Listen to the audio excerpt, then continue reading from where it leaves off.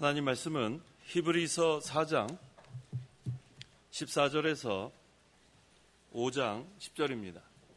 히브리서 4장 14절에서 5장 10절 말씀.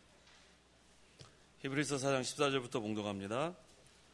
그러므로 우리에게 하늘로 올라가신 위대한 대제사장 곧 하나님의 아들 예수께서 계시니 신앙 고백을 굳게 붙잡자. 우리에게 계신 대제사장은 우리의 연약함을 체휼하지 못하는 분이 아니시니 모든 면에서 마찬가지로 시험을 받으셨으나 죄는 없는 분이시기 때문이다. 그러므로 긍휼하심을 얻고 필요한 때에 도우시는 은혜를 받기 위하여 은혜의 보좌 앞으로 담대하게 나아가자. 5장 1절.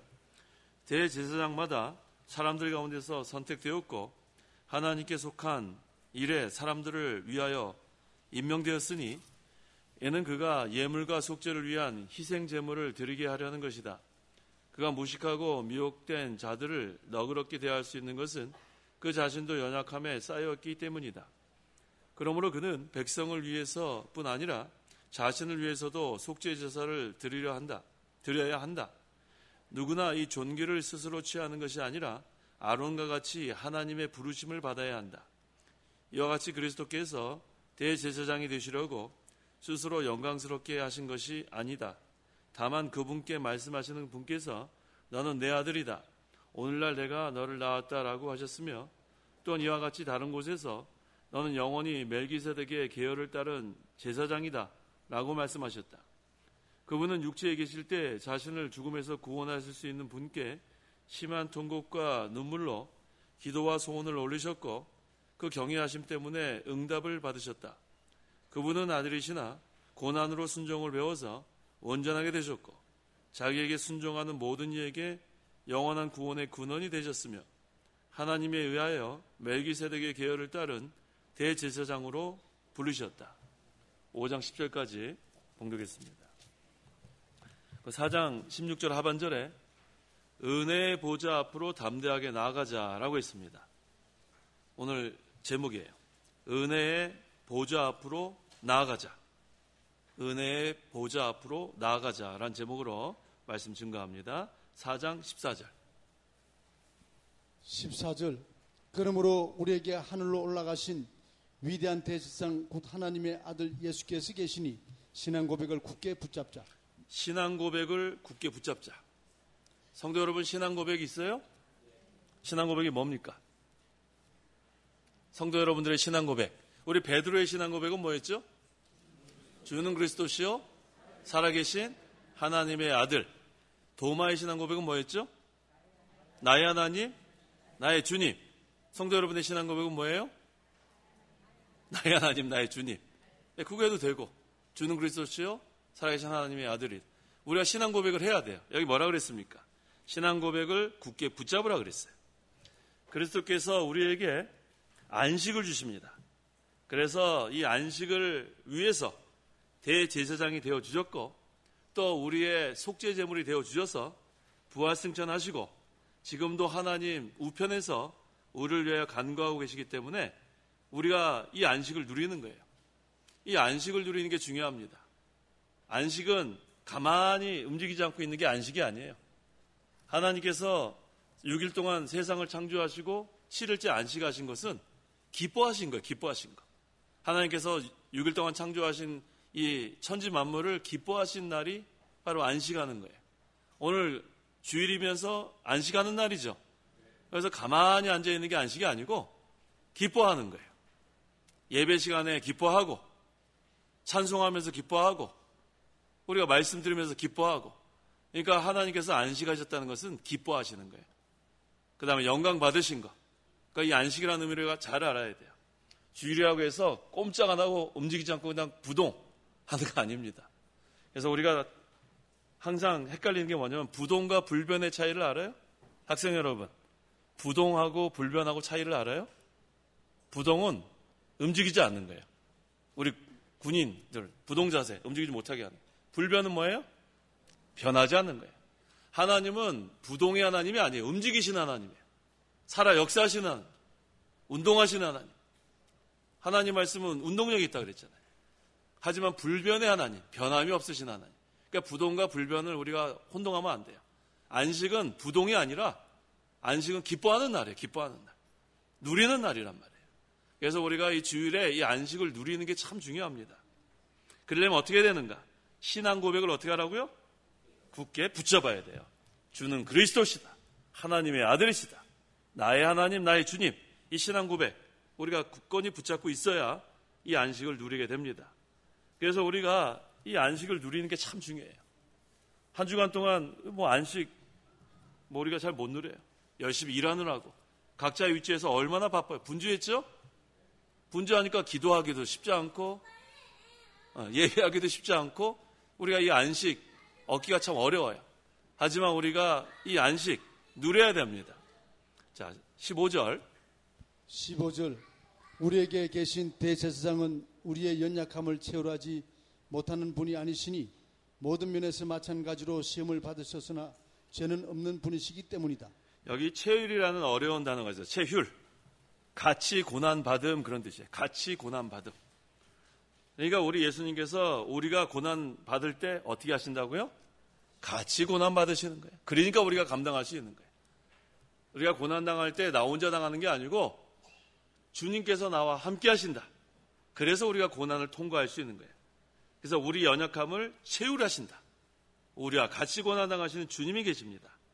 그래서 모든 면에서 우리 예수님은 우리를 잘 알고 계세요. 우리 형편을 너무 잘 아십니다. 그런데 뭐만 없으세요? 죄만 없는 거예요. 죄만. 왜 죄가 없어요? 왜 죄가 없어요? 동정녀 탄생이니까 죄가 없죠. 인간의 정상적인 방법으로 태어나셨으면 원죄를 갖고 태어나는데 성령으로 잉태해서 동정녀 탄생하셨기 때문에 죄가 없어요. 그래서 제가 우리 근본주의, 초기 근본주의 5대 교회를 우리가 여러 번 했죠? 네, 다 아시죠? 모르세요? 자, 근본주의 5대 교회 복수 한번 하겠습니다. 첫째, 성경의 모호성 따라해 보세요. 성경의 모호성.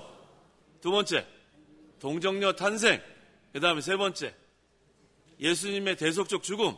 네 번째, 예수님의 육체적 부활. 다섯 번째, 예수님의 가시적 재림. 잘 알고 계시네요. 괜히 쳤어요. 아우 아파. 다 알고 계시는데. 자, 다섯 가지 다시 한번 해봅시다. 시작. 성경의 모호성. 그 다음에 동정녀 탄생. 그 다음에 예수님의 대속적 죽음. 그 다음에 예수님의 육체적 부활. 그 다음에 예수님의 가시적 재림. 이게 초기 근본주의. 왜 초기 근본주의란 말을 제가 자꾸 초기란 말을 쓰냐면 오늘날의 근본주의는 지금 그렇게 제 역할을 못해요. 하지만 초기 근본주의는 이 자유주의에 대항해서 하나님의 교리를 굳건히 세운 그러한 아주 훌륭한 합격한 그러한 공로가 있습니다. 그래서 자꾸만 초기 근본주의라 그러는 거예요. 근본주의 5대 교리 잘 기억하세요. 그래서 근본주의 5대 교리 두 번째 동정녀 탄생. 그렇기 때문에 죄가 없습니다. 16절 그러므로 긍휼하심을 얻고 필요한 때에 도우시는 은혜를 받기 위하여 은혜의 보좌 앞으로 담대히 나아가자. 저는 이전 성경에 때를 따라 돕는 은혜, 그게 더 마음에 와닿아요. 때를 따라 돕는 은혜. 기억하시죠? 어떻게 그렇게 하나님께서 때를 잘 하시는지, 우리가 어려울 때 도와주시고 우리가 위급할 때 도와주시고 어떻게 그렇게 하나님께서 한결같이 우리를 도와주시는지. 그래서 우리는 인내하심을 얻고 그랬어요. 인내하심을 얻고 참는 거예요. 참는 게 아니라 하나님의 긍휼을 얻은 거예요. 하나님의 긍휼을 얻는 거. 그래서 우리는 하나님의 긍휼을 얻었기 때문에 필요한 때를 따라 도우시는 은혜가 있습니다. 그래서 우리가 고난당할 때 예수님이 함께 고난당하시고 체휼하신다고 그랬죠. 그 다음에 또 긍휼을 베풀어 주셨기 때문에 우리가 필요한 때에 도와주십니다. 그래서 우리가 할 일은 뭔가? 오늘 제목이에요. 오늘 제목이 뭐죠? 은혜의 보좌 앞에 나아가면 되는 거예요. 학생들 은혜의 보좌 앞에 어떻게 나가요? 어떻게 나가요? 지금 나온 거예요. 지금 나왔고 예배 시간에 나왔고 또 매일매일 기도하고 그렇게 하면 되는 거예요. 은혜의 보좌 앞에 나가는 생활은 예배에 나오고 매일매일 하나님께 기도하고. 우리 학생들 기도 많이 했죠? 한 주간 동안 기도 많이 했어요? 매일 기도했어요? 매일 성경 읽었어요? 고개를 드세요. 매일 기도했어요? 매일 성경 읽었어요? 네. 지금 이렇게 쓰는 사람들은 이제부터 열심히 해야 되겠다 쓰고 있는 거죠? 매일 기도하세요. 매일 기도하고 매일 성경 읽고, 그게 바로 은혜의 보좌 앞에 나아가는 거예요. 그러면은 때를 따라 우리를 도우시는 하나님의 긍휼하심이 있습니다. 우리는 연약하다 그랬잖아요. 여기야 인내하심을 얻고 필요한 때에 도우시는 은혜를 받기 위하여 은혜의 보좌 앞으로 담대하게 나가자. 또 그 앞에는 우리의 연약함을 채우라셨다. 우리의 연약한 거 다 아세요? 하나님 우리 연약한 거 모르실 리가 있나요? 전지전능하신데. 그래서 우리는 하나님 앞에 나아가서 은혜를 구하면 돼요. 그러면 우리에게 안식을 베풀어 주신 하나님. 자, 5장으로 넘어갑니다. 5장 1절 2절. 1절 대제사장마다 사람들 가운데서 선택되었고 하나님께 속한 일에 사람들을 위하여 임명되었으니 이는 그가 예물과 속죄를 위한 희생제물을 드리게 하려는 것이다. 그가 무식하고 미혹된 자들을 너그럽게 대할 수 있는 것은 그 자신도 연약함에 쌓여있기 때문이다. 대제사장은 어떤 사람인가? 하나님의 백성을 대표하는 사람이에요. 그래서 하나님의 백성을 대표해서 하나님께 나아가서 하나님의 말씀대로 제사를 드리는 사람이 대제사장입니다. 그래서 이 대제사장이 하는 직분은 하나님과 하나님의 백성의 바른 관계를 이렇게 하는, 바른 관계가 될 수 있도록 그런 역할을 합니다. 그런데 여기 본문에는 대제사장이 세 가지 특징이 있습니다. 세 가지 특징이 무엇인가? 첫째 특징은 사람들 가운데서 선택되었다고 했어요. 그 1절 상반절에 대제사장마다 사람들 가운데서 선택되었고, 그래서 우리 예수님이 오신 거예요. 우리 예수님은 사람으로 오신 거예요. 하나님이 사람이 되실 수밖에 없어요. 왜? 대제사장마다 사람들 가운데서 선택되었다고 했으니까. 그 다음에 구약시대 대제사장은 자신도 연약하기 때문에 모든 연약한 사람, 무식한 사람, 여기 나오죠? 미혹한 사람을 용납하고 채율하고 대신해서 하나님께 기도하고 제사를 드릴 수 있어야 돼요. 그분이 예수 그리스도라는 거예요. 구약시대 대제사장은 예수 그리스도를 예표하는 겁니다. 자, 대제사장의 특징 둘째는 백성들을 대신하여 속죄 제사를 드립니다. 3절에 그랬죠? 그러므로 그는 백성을 위해서뿐 아니라 자신을 위해서도 속죄 제사를 드려야 한다. 구약의 제사장들은 자기 죄를 위해 속죄 제사를 먼저 드렸어요. 자기도 죄인이니까. 그 다음에 백성을 위해서 속죄 제사를 드렸습니다. 하지만 우리 예수님은 그럴 필요 없죠? 뭐가 없어요? 죄가 없어요. 그래서 예수님은 우리를 위해서만 속죄 제사를 드리시면 되는 거예요. 셋째 특징, 4절에 나옵니다. 대제사장의 그 세 번째 특징은 하나님의 부르심을 받아야 돼요. 4절, 누구나 이 존귀를 스스로 취하는 것이 아니라 아론과 같이 하나님의 부르심을 받아야 한다라고 했습니다. 그러니까 내가 원해서 대제사장이 될 수 있는 게 아니고 하나님이 기름 부은 거예요. 그래서 구약시대에는 아론과 그 자손 중에서만 대제사장을 기름 부었습니다.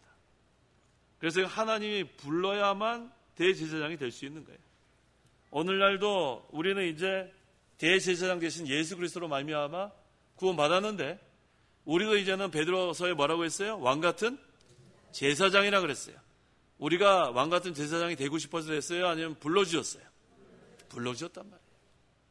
부르심을 받은 게 참 감사한 거예요. 근데 불렀는데도 안 온 사람들 많죠? 안 온 사람 많아요. 불러도 안 옵니다. 그래서 이 부르심이 효과적으로 역사할 수 있는 사람은 하나님의 택한 백성만 효과적 부르심이 되는 거예요. 효과가 없어요. 다 불렀어요. 모든 사람 다 불렀습니다. 다 주께로 나오라. 돈 없는 자도 와라. 또 뭐라 그랬죠? 이사야 55장 1절에 1절 모든 목마른 자들아 물로 나아오라. 돈 없는 자도 와서 사 먹어라. 와서 돈 없이 값 없이 포도주와 젖을 사라. 네, 돈 없이 값 없이 오라 그랬는데도 안 와요. 공짜 좋아하잖아요, 사람들. 공짜 좋아하세요? 학생들 공짜 좋아해요? 안 좋아해요? 네, 자꾸만 제가 질문해서 질문 안 할게요. 저쪽 남자 청년들 공짜 좋아해요? 공짜 좋아한대요. 자, 우리 아무것도 우리는 지불한 게 없어요. 돈 우리 낸 것도 없고 우리 공로 하나도 없습니다. 근데 돈 없이 값 없이 오기만 했는데 하나님이 불러주시니까 그것이 효과적으로 우리가 이 자리에 나올 수 있게 된 것. 너무 감사합니다. 그래서 우리는 하나님의 이 부르심 항상 감사해야 돼요. 우리 그 일꾼들 새벽에 부른 사람이 있고 또 몇 시에 불렀어요? 오전 9시, 그 다음에 정오, 오후 3시, 오후 5시. 그 다음에 그 얼마씩 주기로 약속했죠? 한 데나리온. 일찍 온 사람은 8데나리온? 한 데나리온이에요? 그럼 오후 5시에 온 사람은요? 한 데나리온이에요? 거기서는 구원을 상징하네요. 구원. 일찍 불렀든지 나중에 불렀든지 그걸 상관없이 일단 하나님께서 불러서 일꾼이 돼서 포도원에 들어가서 일하는 사람들은 다 구원받는 거예요. 그런데 어떤 사람부터 품삯을 줬어요? 오후 5시에 들어온 사람. 몇 시에 줬어요? 품삯을? 저녁 6시. 그러니까 몇 시간 일했어요? 에게? 1시간밖에 안 했어요? 아침 일찍 들어온 사람은요? 8시간 했어요. 8시간. 그 다음에 오전에 9시 들어온 사람 8시간. 아침 일찍 온 사람 더 많이 했겠네요. 그러니까 이 사람들이 기대했겠죠? 야, 저 마지막에 1시간 한 사람은 한 데나리온 줬으니까 난 한 10데나리온 받겠구나. 기분이 좋아가지고 마음이 지금 막 흥분이 돼가지고 있었는데 에게? 똑같이 한 데나리온 줬단 말이에요. 그랬더니 뭐라 그랬어요? 주인이 처음 된 자가 나중되고 나중된 자가 처음 되고. 자, 여기서 무엇을 보여주는가? 구원은 다 같아요. 하나님의 약속, 하나님의 언약은 한 데나리온 딱 주기로 약속을 했는데 근데 이 일찍 온 사람들이 열심히 안 한 것 같아요. 열심히. 뭐 성경에 나오지 않지만 이 마지막에 그 1시간 일한 사람들은 날이 어둑어둑했어요. 어둑어둑. 제가 그 미국에 살 때, 그 LA에 살 때 보면은 거기 이렇게 그 한인타운에 그 남미에서 이렇게 온 사람들 거기 쫙 이렇게 줄 서 있어요. 아침 일찍. 그 아침 일찍 거기 가면은 이제 거기서 보면은 힘든 일 하는 게 많잖아요. 미국에. 그러면 이 일할 사람들 고용할 때 거기서 쭉 본 다음에 등치 좀 있고 일 잘하게 생긴 사람들 태워요. 그러나 비리비리한 사람들이 있어요. 비리비리한 사람. 죽도 못 먹은 사람 같은 사람. 그 사람들은 내버려 둔다고요.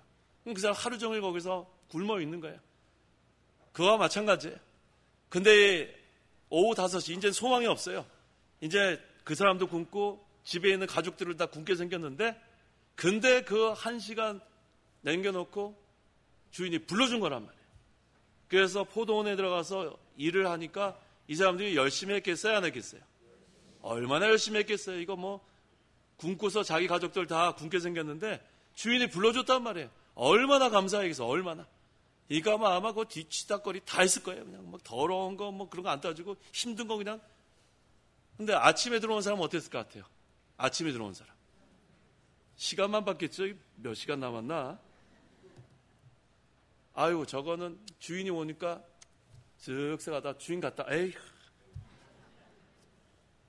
자기 모습 보여요? 여기서 자기 모습 보이면 큰일입니다.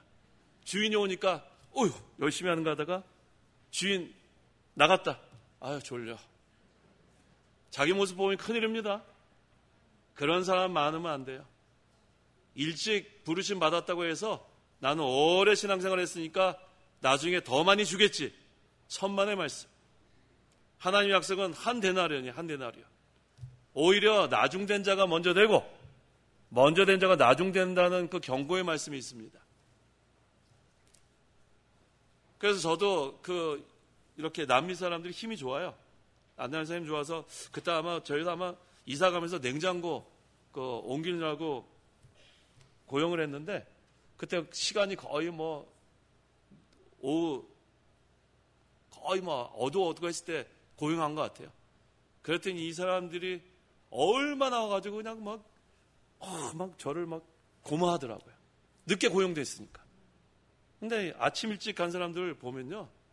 제가 많이 봤어요. 열심히 안 해요. 건들건들 하다가 주인 오면은 한 번씩 열심히 하는 것 같이 하다가 주인 저기 가면 그 다음에 또 건들건들 하다가 우리가 혹시 그렇다면은 정신 바짝 차려야 돼. 우리 오래전에 불렀죠? 대답해 보세요. 성도 여러분, 오래전에 우리 불러주셨죠? 지금 열심히 하고 계세요? 예? 열심히 하고 계세요? 열심히 하고 계셔야 돼요. 마지막 그 1시간 남은 그 일꾼처럼 열심히 하세요. 열심히. 이제 주인 이제 오실 날이 가까운데 언제까지 우리가 이렇게 빈둥빈둥 하겠어요? 우리 감사함으로 열심히 일하는 게 중요합니다. 그래서 이 대제사장 불러주셨습니다. 그 다음에 5절. 이와 같이 그리스도께서 대제사장이 되시려고 스스로 영광스럽게 하신 것이 아니다. 다만 그분께 말씀하시는 분께서 너는 내 아들이다. 오늘날 내가 너를 낳았다. 라고 하셨으며 그리스도께서 대제사장이 되신 것은 하나님께서 그리스도를 보내셨어요. 너는 내 아들이다. 오늘날 내가 너를 낳았다. 이게 시편 2편 7절입니다. 그리스도께서 메시아로서 이 세상에 오신 것, 하나님께서 그리스도를 메시아로 이 세상에 보내셨다는 거예요. 하나님께서 직접 메시아직을 임명했는데 이 메시아, 그리스도는 3직이에요. 3가지가 뭐죠? 선지자, 왕, 제사장. 그래서 예수님은 3가지, 이 그리스도의 뜻이 기름 부음 받았다는 건데 이 3직이 구약시대에 기름 부음 받는 그런 직분입니다. 6절. 또한 이와 같이 다른 곳에서 너는 영원히 멜기세덱의 계율을 따른 제사장이다 라고 말씀하셨다. 이 말씀은 시편 110편 4절을 인용했는데 하나님께서 그리스도를 영원히 멜기세덱의 계율을 따른 제사장으로 세우실 것을 예언한 거예요. 멜기세덱의 계열이다. 이게 무슨 뜻인가? 원래 제사장은 어느 지파에서 나와야 돼요? 레위 지파. 원래 그렇게 돼 있어요. 다른 지파에 속한 자를 제사장으로 세울 수 없었어요. 근데 예수님은 어느 지파예요? 유다 지파예요. 분명히 제사장은 레위 지파에서 이렇게 세웠는데 레위 지파가 아닌 유다 지파에서 예수 그리스도께서 탄생하셨단 말이에요. 그러면 이거는 모세의 율법하고 맞지가 않잖아요. 모세의 율법대로 하면 레위 지파에서 제사장이 나와야 되는데, 그래서 우리 예수 그리스도는 유다 지파에 속했지만 특별한 제사장입니다. 그래서 멜기세덱의 계열을 따른 제사장이라 그런 거예요. 특별한 제사장. 유다 지파에서는 원래 제사장이 나올 수 없는데 하나님께서 유다 지파에 속한 예수 그리스도를 멜기세덱의 계열을 따라 세운 특별한 제사장으로 삼으신 거예요. 7절. 그분은 육체에 계실 때에 자신을 죽음에서 구원하실 수 있는 분께 심한 통곡과 눈물로 기도와 손을 올리셨고 그 경외하심 때문에 응답을 받으셨다. 이것은 예수 그리스도께서 십자가 지실 때에 겟세마네 동산에서 기도하는 것, 그거 증가하는 거죠. 자신을 죽음에서 구원하실 수 있는 분께 심한 통곡과 눈물로 기도와 소원을 올리셨다. 겟세마네 기도, 십자가에서 죽지 않게 해달라는 기도였죠. 십자가에서 죽지 않게 해달라는 기도예요? 아니죠. 예수님께서 죽으러 오셨는데 그렇게 기도하실 리가 없죠. 예수님께서 이 세상 오신 것은 십자가에서 죽으러 오셨는데 그런 기도하실 리가 없어요. 이 기도는 무슨 기도인가? 잠깐이라도 흠 있는 제사가 되지 않도록, 예수님은 흠 없고 점 없는 하나님의 어린 양으로 세상 죄를 지으러 오셨는데 잠깐이라도 하나님 앞에 흠이 있는 제사가 될까 봐 그 십자가의 고통을 좀 면하게 해달라고 하는 기도예요. 흠 있는 제사 되기를 원하지 않았습니다. 하지만 그것까지도 내 원대로 마옵시고 아버지의 원대로 되기를 원합니다. 성도 여러분, 그렇게 기도해 보셨어요? 내 원대로 마옵시고 아버지의 원대로 되기를 원합니다. 그렇게 기도 안 해보셨죠? 그렇게 기도 안 하죠. 우리는 하나님 앞에 뭐뭐 해달라고 우리는 목록 다 해놓은 다음에 맨날 그 기도 반복해서 기도하죠. 그렇게 안 합니까? 성도 여러분, 어떻게 기도하세요? 매일 기도 어떻게 하세요? 우리 학생들한테 그만 물어봐야 되겠어요. 어떤 분이 목사님 학생들 부담되겠대요. 그래서 이제 학생들한테 안 물어볼게요. 자, 우리 남자 청년들 이제 부담이 돼서 이제 그쪽을 좀 물어봐야 되겠어요. 자, 기도 어떻게 합니까? 기도 제목 다 정해놨어요? 어떤 제목들 정해놨어요?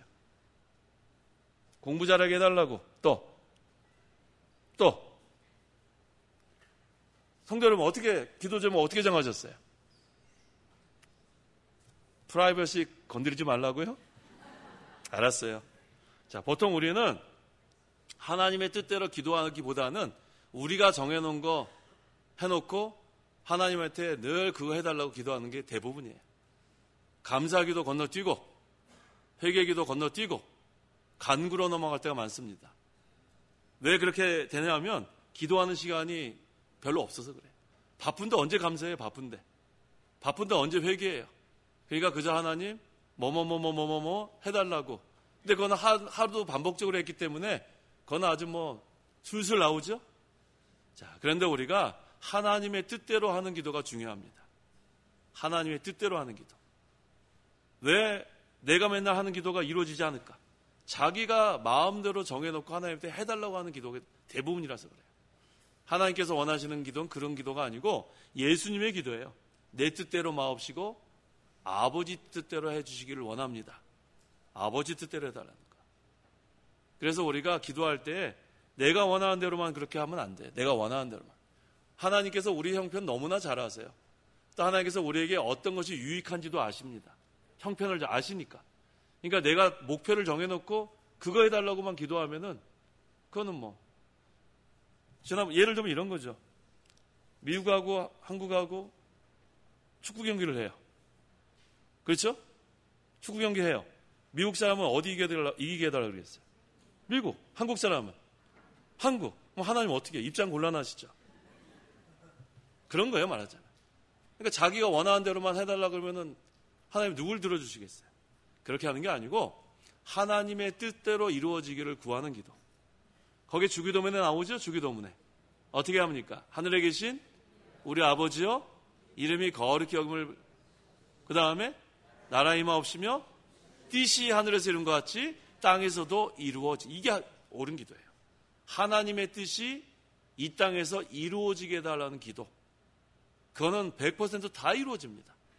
근데 우리가 그것을 생각하지 않고 내가 원하는 대로 내 원대로만 하기 때문에 이루어지지 않으면 하나님 내 기도 들어주지 않는다. 응답하지 않는다. 불평이 나오는 거예요. 그래서 우리가 이 예수님의 기도는 참 중요한 거예요. 하나님의 뜻대로 이루어지길 원하는 기도. 누가복음 22장 42절. 하반절만 읽어보세요. 내 뜻이 아니라. 누가복음 22장 42절 하반절. 42절. 맨 뒤에. 내 뜻이 아니라 아버지의 뜻이 이루어지소서. 이렇게 기도하면 되는 거예요. 다 한번 따라해 보세요. 내 뜻이 아니라 아버지의 뜻이 이루어지소서. 그럼 다 이루어집니다. 그 다음에 아버지의 뜻이 이루어지면서 나에겐 큰 은혜가 되고 유익이 되고 하나님께서 덤으로 필요한 거 다 주세요. 그러니까 우리는 아버지의 뜻이 이루어지게 해달라는 기도. 그러면 하나님이 필요한 모든 것을 다 공급해 주십니다. 그래서 8절과 9절에 그분은 아들이시나 고난으로 순종을 배워서 온전하게 되셨고 자기에게 순종하는 모든 이에게 영원한 구원의 근원이 되셨으며 예수 그리스도께서는 뭘로 순종을 배웠어요? 고난으로 순종을 배웠어요. 그래서 우리도 고난이 많은 줄 아세요? 고난으로 순종을 배우는 게 진짜 순종입니다. 편안한 가운데 순종하는 게 아니라 고난으로 순종. 예수님이 어떤 고난 당하셨죠? 십자가의 고난 당하셨죠. 십자가의 고난. 그래서 우리가 예수님 따라가는 게 자기 십자가를 지고 따라가는 거예요. 그럴 때 고난으로 순종을 배웁니다. 그래서 예수님 따라가려면 자기를 부인하고 자기 십자가를 지고 십자가의 자리까지 따라가는 거예요. 그게 바로 고난으로 순종을 배우는 길입니다. 그래서 예수님은 죄는 없지만 인성을 갖고 오셨기 때문에 예수님도 아파요. 예수님이 그 십자가에 못 박히실 때 얼마나 아프겠나 생각해봐요. 또 못 박히기 전에는 채찍으로 맞았죠. 그 당시 채찍은 거기 쇠도 박히고 무슨 생선뼈인가 하여튼 뼈 같은 거 하여튼 날카로운 것들을 많이 이렇게 했다 그래요. 그 당시 그 채찍이. 그러니까 한 번 후려치면은 막 살점이 떨어지는 그러한 아주 아픈. 근데 그 고통을 실제로 우리가 당하는 아픔 마치 당하신 거예요. 그래서 우리가 예수님의 그 고난을 생각해 보면 우리 웬만한 그러한 고통은 다 견딜 수 있어요. 그래서 제가 이렇게 중한 그러한 그 병중에 계신 분한테 가서 꼭 그 말씀을 전합니다. 예수님의 고통을 생각해서 이기라고. 다른 위로의 말씀이 없어요. 예수님이 얼마나 아팠을까? 채찍으로 그 살점이 떨어져 나갈 때 그 아픔. 그 다음에 그 가시면류관이라고 그러죠, 가시면류관. 그게 가시가 머릿속으로 우지직 들어가는 거예요. 이 가시가 머리에 박히니까 얼마나 피가 줄줄 나는 거 아니에요? 그 고통. 그 다음에 십자가에서 여기 못 박히는 고통. 옆구리 창으로 찌르고 그 고통. 그거 생각하면서 통과하는 거예요. 아시겠죠? 앞으로 우리가 어떠한 그러한 고통을 당할지 모르겠지만 그 예수님의 고통을 생각하면서 통과하는 거예요. 그러면 다 이길 수 있습니다. 그 다음에 우리 예수님께서 고난으로 순종을 배워서 온전하게 되셨고 예수님도 인성을 갖고 계셨기 때문에 지혜와 키가 자라났다 그랬죠. 누가복음 2장 52절. 예수께서는 지혜와 키가 자라면서 하나님과 사람들에게 더욱 총애를 받으셨다. 네, 이게 바로 예수님의 인성을 여기서 보여주시는 거예요.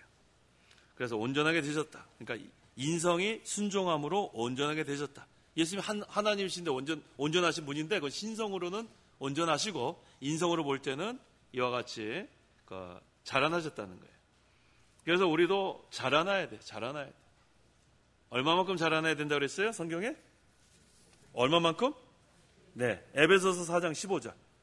어디까지 자라나야 되는가? 에베소서 4장 15절. 오히려 사랑 안에서 진리를 말함으로 모든 일에 그분에게까지 자라나야 한다. 그분은 머리시니 곧 그리스도이시다. 네, 성도 여러분 어디까지 자라나요? 그럼 성도 여러분 어디만큼 자라난 것 같아요? 얼마만큼? 네, 얼마만큼 자라난 것 같아요? 네? 네, 자라나는 게 우리의 목표죠. 네, 그러니까 항상 목표로 삼고 자라나야 돼요. 자라나는 거. 그래서 우리 그 아이들이 이렇게 잘 먹고 쑥쑥 크는 거 좋아요? 아니면은 잘 안 먹어가지고 자라나지 않는 게 좋아요? 자라는 거 좋잖아요. 아주 똑같은 원리예요. 아이들이 잘 먹고 자라나길 원하잖아요. 부모의 마음. 하나님께서도 마찬가지예요. 우리 아버지신데 우리가 영양식 먹고 그 다음에 영생수, 생수의 역사가 있고 말씀 순종하면서 자라나길 원하십니다.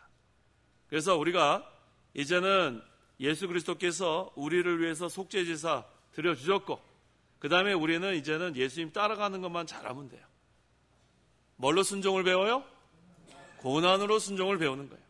그래서 고난을 마다하지 마세요. 고난이 좋은 겁니다. 고난. 예수님 따라가는 거는 좋아하는데 그것이 고난의 길이라 그러면 대답 안 하는 사람 많죠? 나는 예수님 따라가겠습니다. 난 예수님의 제자가 되겠습니다. 자, 질문해 볼게요. 예수님 따라가실래요? 제자가 되실래요?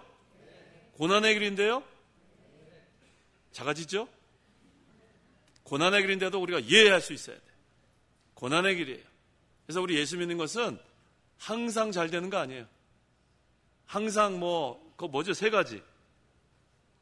뭐예요? 부자가 되고, 건강하고, 번영되고. 그 번영신학이 있죠? 번영신학. 그거는 성경적이지 않습니다. 어떻게 예수 믿으면 항상 건강하고, 부자가 되고, 번영합니까? 우리가 때로는 하나님의 연단이 필요하고, 하나님 우리 고난도 허락하시고, 그래서 순종을 배우게 하시고, 정과 같은 믿음으로 나오게 하시는데, 그 번영신학은 그건 옳지 않아요. 그래서 우리는 때로는 고난을 당하는 것, 그것이 정상이에요. 아시겠죠? 우리 사고 날 수도 있고, 질병에 걸릴 수도 있고, 사업이 하다가 좀 어려울 수도 있고, 아이들이 또 좀 방황할 수 있고, 그 가운데서 하나님께 불을 짓는 거예요.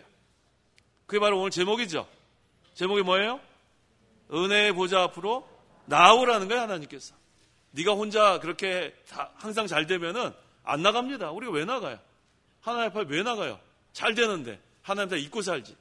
하지만 우리가 항상 낮아지면, 하나님 낮추시면 낮아지면 되는 거예요. 하나님 낮추시면 어떻게 돼요? 낮아지시면 돼요.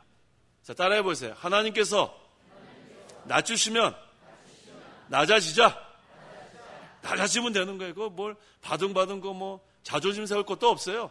낮추시면 그냥 낮아져요. 바짝 낮아져서 때가 되면 높이시리라. 따라해 보세요. 때가 되면 높이시리라. 하나님 정한 때가 있으니까 너 좀 낮아져라. 낮아져요. 자, 결론이 뭐예요? 신명기. 결론이 뭐예요? 낮추시고 시험하사. 그렇죠. 어디입니까? 신명기 몇 장이에요? 낮추시고 시험하사 8장인가요? 8장? 몇 절이에요? 낮추시고 시험하사 마침내 잘되게 해준다는 거. 신명기 8장 16절 읽어보세요. 16절 광야에서 내 조상도 알지 못하는 만나를 내게 먹이셨으니 이는 너를 낮추고 시험하여 마침내 내가 잘되게 하시려는 것이었다. 네, 하나님이 잘되게 해주려고 그러는 거니까 낮추시면 낮아져요. 차이가 높아지려고 하지 말고 그냥 낮아지고 하나님의 그 테스트 기간 잘 통과하면 때가 되면 마침내 잘되게 해주신 하나님의 역사가 있습니다. 다 믿으세요. 낮아지면 돼요. 낮아지면. 잘 안 될 때 그냥 낮아져요. 그 다음에 하나님 보좌 앞에 나아가서 간절히 간구하면 때가 되면 반드시 잘되게 해주신 하나님. 유익이 아니면 주지 아니하신 하나님. 그걸 믿으세요. 10절. 10절 하나님에 의하여 멜기세덱의 계열을 따른 대제사장으로 불리셨다. 네, 예수님은 특별한 제사장이에요. 원래는 레위 지파에서만 제사장이 나오는데 예수님은 하나님에 의하여 멜기세덱의 계열을 따른 특별한 대제사장. 그래서 우리는 그 특별한 대제사장 대신 예수님을 따라가면 되는 거예요. 예수님만 따라가면 은혜의 보좌 그 생활 제대로 할 수 있습니다. 기도하십시오. 기도하겠습니다. 하나님 감사합니다. 우리의 특별한 대제사장 되시는 예수 그리스도께서 속죄 제물이 되어 주셔서 우리를 대신하서 우리 모든 죄를 다 사함받게 하시고 우리가 다 예수 그리스도로 말미암아 의롭다함 받게 하신 거 참으로 감사합니다. 우리가 이 세상 살아나갈 때 우리가 다 왕같은 제사장으로서 이러한 자격을 부여받았는데 때로는 우리가 고난을 당하고 환난을 만나고 어려움이 처할 때가 있지만 그때에도 때를 따라 돕는 은혜가 있기 때문에 은혜의 보좌 앞으로 나아가는 생활을 할 수 있도록 도와주시옵소서. 고난으로 순종을 예수님께서 배우셨다고 했는데 우리도 예수님 걸어가신 길을 잘 따라가서 고난으로 순종을 배워서 우리를 낮추시고 시험하사 마침내 잘되게 하신다는 하나님의 말씀이 있사오니 우리가 끝까지 대제사장 되시는 예수님만 바라보고 우리가 잘 따라갈 수 있도록 도와주시옵소서. 예수님의 이름으로 기도하옵나이다. 아멘.